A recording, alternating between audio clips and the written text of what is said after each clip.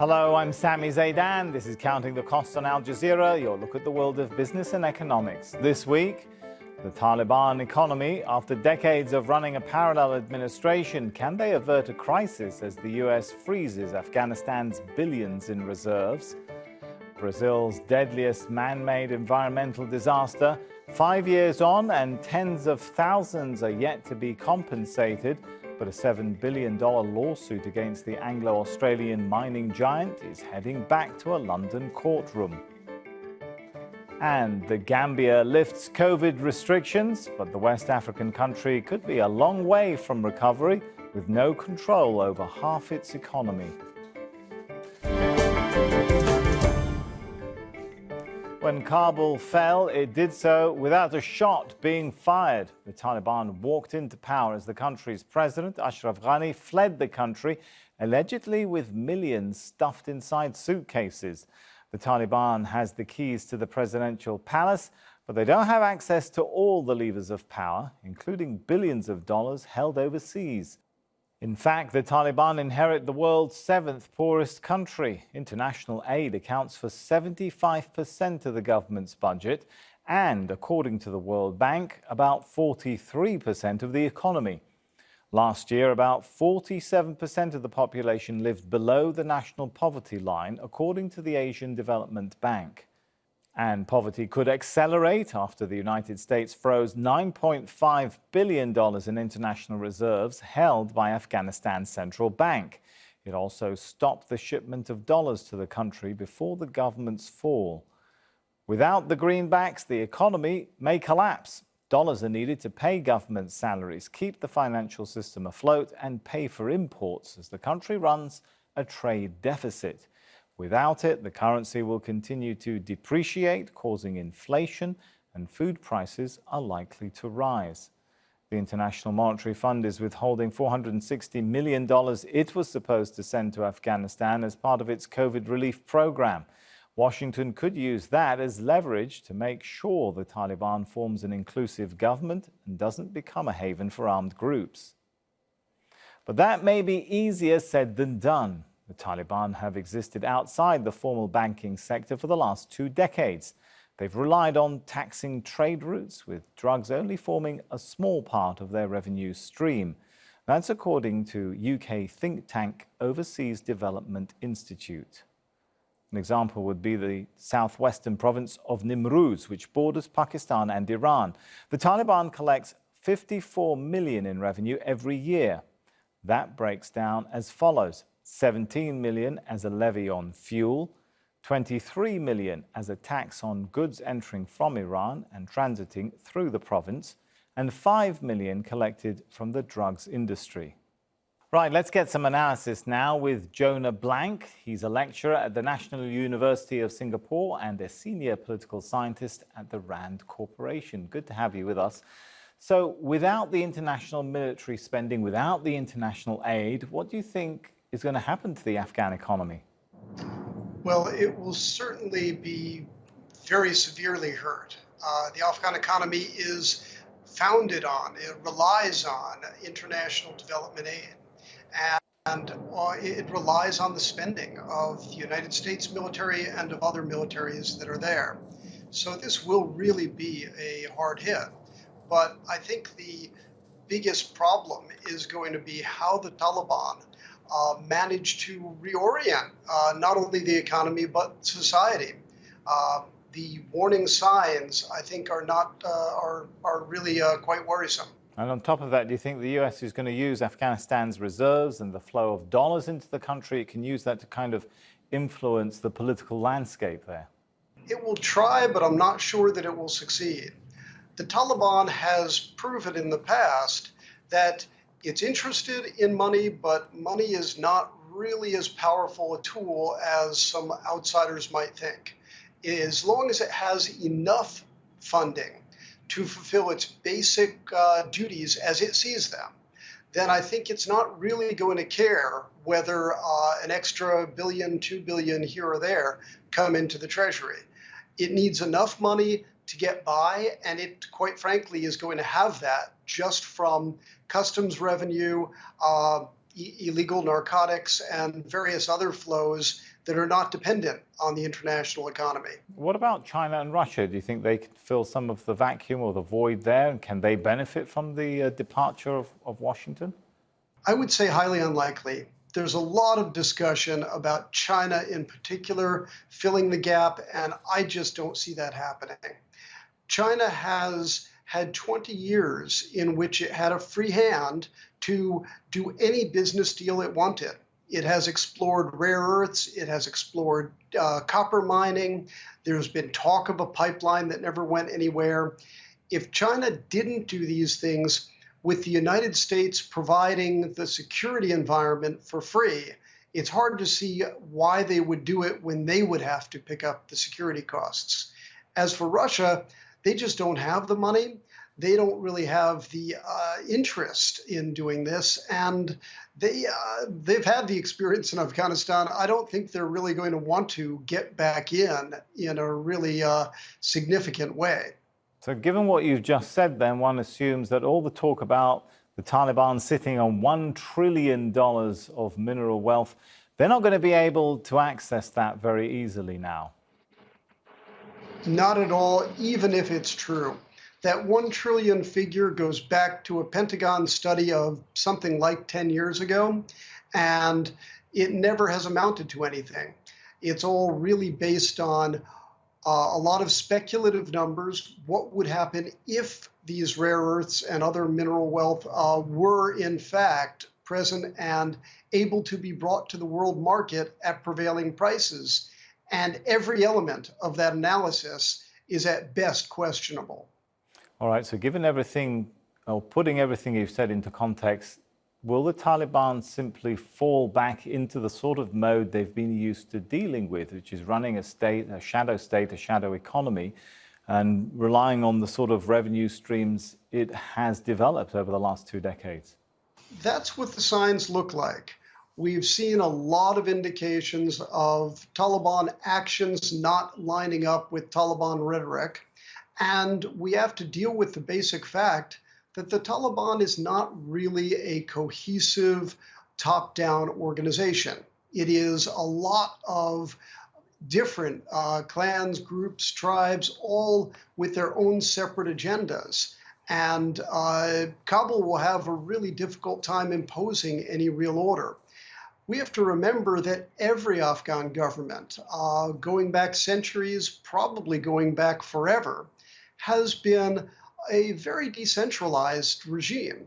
This 20-year experiment in centralized rule from Kabul has been the first time that this has really been tried, and I would say that a lot of the dysfunctions that we've seen in the Afghan government have stemmed exactly from this, trying to impose centralized rule on a country that has never really accepted centralized rule.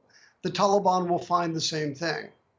Reading the initial signs, though, from the international community, particularly the US, do you think there is a desire to see a stabilized Afghanistan as long as the Taliban does not allow the country to become a place where groups gather to attack other countries? Yes, with the asterisk that the international community would also need to see a regime that has basic respect for human rights. There's a lot of fuzziness there, obviously, but I think that if a regime were stable but were a flagrant abuser of human rights, it would be difficult for a lot of nations, not all, but a lot of nations, to establish a diplomatic representation. I think, however, that we're going to see both sides of that equation really called into question, and probably sooner rather than later. How important is it for the Afghan economy that the stance that will be taken by some of Afghanistan's major trading neighbors, Pakistan, Iran, and so on? Very important. And of course, Pakistan and Iran have rather different interests in Afghanistan. I think that we're going to see, as we saw in the 90s, Afghanistan being an arena of competition among its neighbors rather than a ground for cooperation. All right, it's been good talking to you. Thanks so much for your thoughts, Jonah. Thank you. Controversial changes to Hong Kong's immigration law came into effect this month, Critics say it will give the government sweeping powers to stop people from coming in or out. But thousands had been leaving before it came into force. And as Adrian Brown reports from Hong Kong, that figure is growing. Hong Kong International Airport is a quiet place these days. Except here, the check-in area for flights to London. These people are not going away for business or pleasure though. They're leaving for good, feeling a mixture of anger, guilt and a sense they're being forced out. This is our home. Why do we need to leave? I mean, I have been living here for more than 30 years already, and it's my home. So it's really sad to leave the home and you see that everything is deteriorating. She's a finance worker and has no job to go to, like others who've sacrificed careers, often for the sake of their children. We live here for many years, and we have our career, we have our families. So it's a bit upset, but for the future of my children, I think we need to do it. These sad scenes are now being played out daily as more people join a growing exodus from a territory where Communist Party rule is being tightened. In the past year, an estimated 36,000 people have left for Britain under a special visa scheme. Many supported or were part of the anti-government protest movement, like Darcus Hugh, now in Birmingham with his family. He says the change to the immigration law will encourage more people to go. I think the Hong Kong government speeds up the immigration plan for many Hong Kongers. For us, we did not plan to leave Hong Kong at the beginning, even after the protests in 2019. Like many others, he says he's unlikely to return to Hong Kong, a city that still regards itself as Asia's finest. The government denies the law gives it unlimited powers to stop people entering or leaving Hong Kong, insisting the amendment is aimed at screening illegal immigration at source amid a backlog of asylum claims, and that people's right to free movement will not be affected. Those who've gone to the UK have opted for a new life in a country where COVID-19 rates are soaring and job prospects scarce. Yet that seems preferable to remaining here. Back in 2015, the Fundeo Dam collapsed, releasing almost 40 million cubic meters of mining waste in the Rio Doce Basin. It was the biggest environmental disaster ever in Brazil.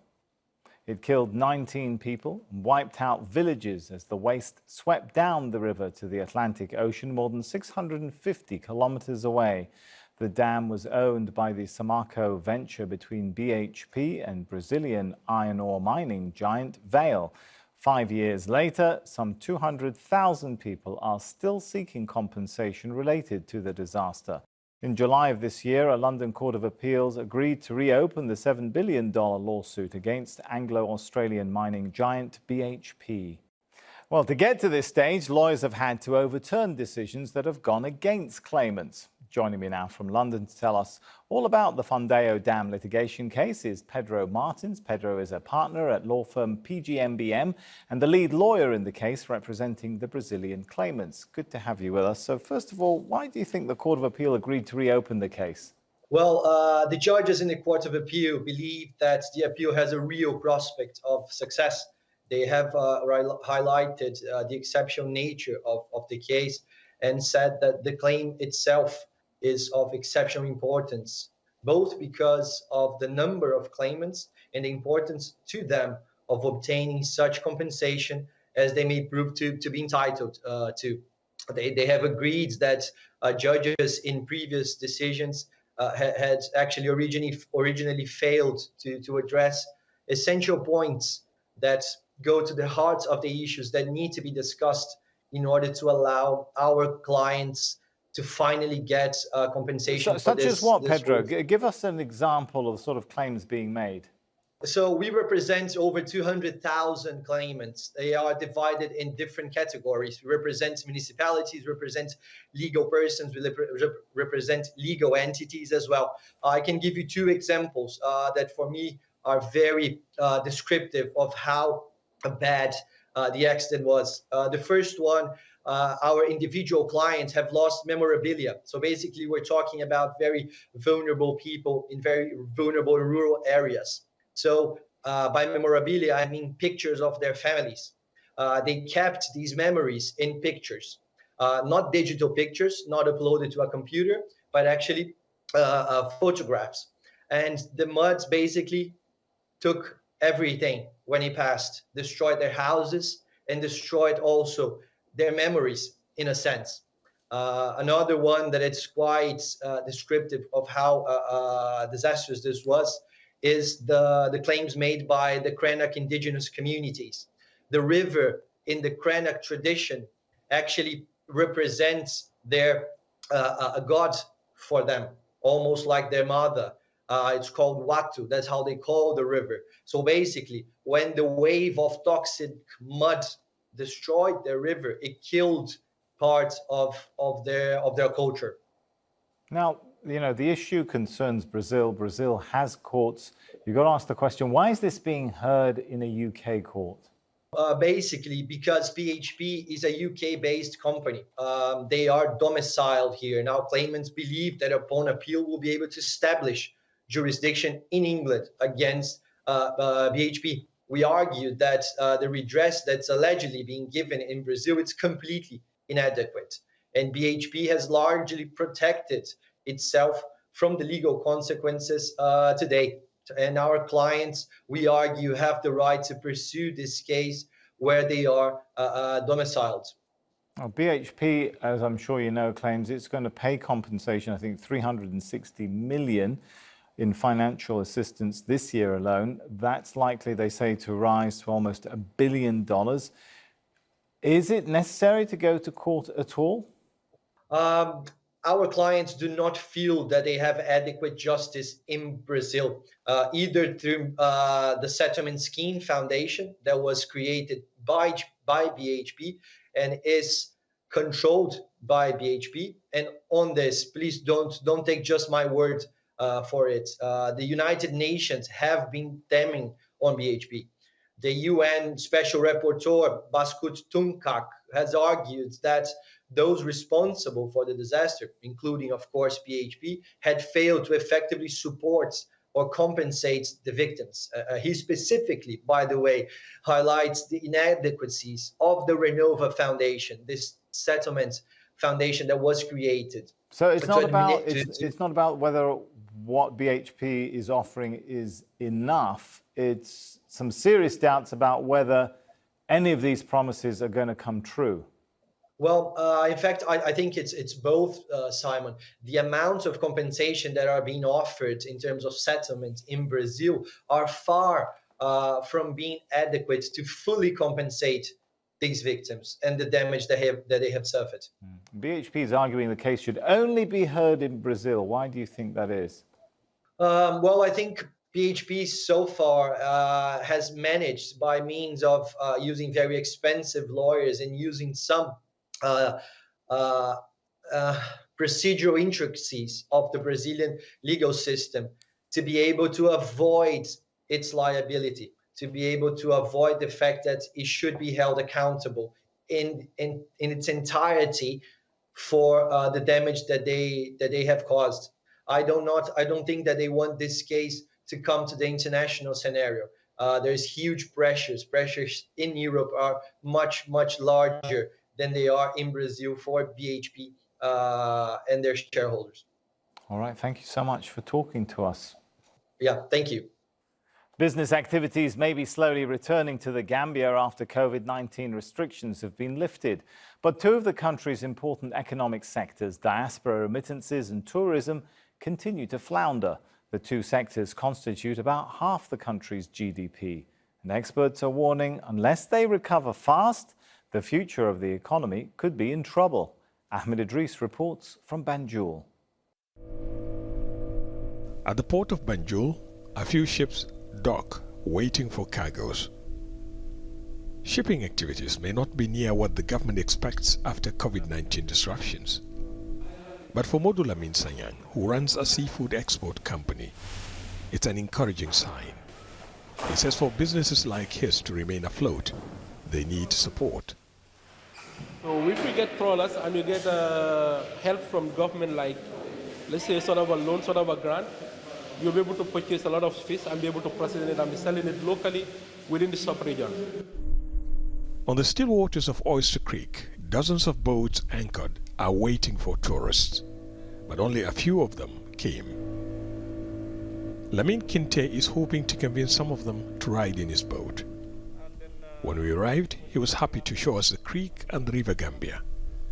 The waterways, he says, would have been bustling with tourists.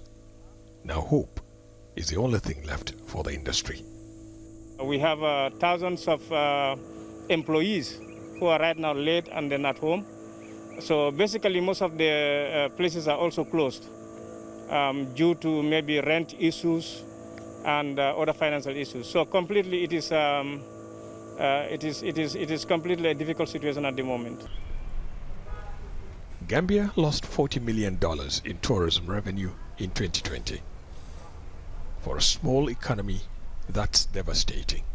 The Senegambia Quarter is one of the best places to assess the health of the Gambian economy. On a normal day, this area in the heart of the country's tourism industry would be filled with tourists and those who cater for them. Now, that number has significantly reduced.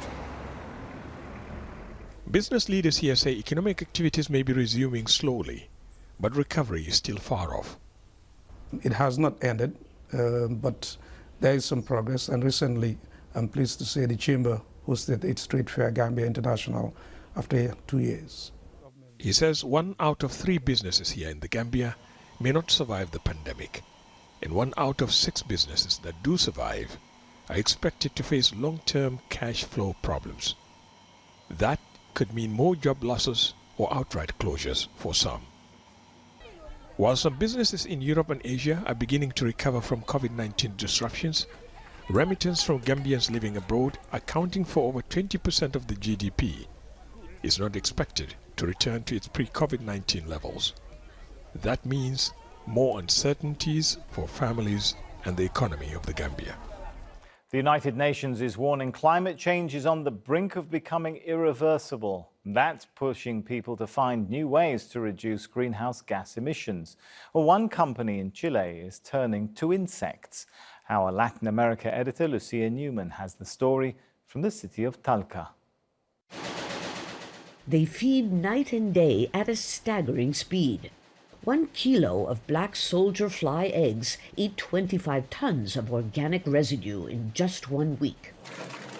Christian Emhart is the co-founder and general manager of Food for the Future, a Chilean startup that transforms food waste and fly larvae into a superfood in almost a blink of the eye. Why we chose the flies, and specifically the black soldier fly, it's because the tremendous ability they have to process a lot of food waste and a lot of different types of food waste in a short period of time, and also the capability that they have to apply technology to scale this from an industrial point of view. Every year, the world produces more than 1 billion tons of residue from food that's wasted, along with the resources used to make it. But more impactful than that is that when that food starts decomposing, methane is emitted because of the decomposition, and methane gas is a greenhouse gas that is 23 times more nocive than CO2. So food waste alone is one of the highest CO2 emitters in the world. Scientists are leaving little doubt that reducing greenhouse gases, finding sustainable sources of food, and accelerating the transition to a circular economy cannot wait if our species is to survive on our planet. This larva absorbs tons of waste without emitting any gases. Then it's turned into highly nutritious fly flour, which is made into pellets for feeding fish, chickens, pigs, and dogs. To most people, these little crunchy critters don't look or smell very appetizing, but they're in fact packed with protein, and they also produce an oil, a kind of butter, which in the not too distant future we could be spreading on our toast or using in our face cream because its properties are so beneficial. Like coconut oil and breast milk, it's high in lauric acid. Emhart concedes that flies still have a bad name, and that in most Western cultures, eating insects is still hard to swallow. But perhaps more important is what these flies eat. Using black fly larvae to absorb and upcycle our organic waste before it becomes methane gas could potentially turn this still young industry into a much-needed game changer. And that's our show for this week. But remember, there's more for you online at aljazeera.com/CTC. That'll take you straight to our page, which has entire episodes for you to catch up on. I'm Sami Zaidan from Counting the Cost. Thanks for joining us. The news on Al Jazeera is next.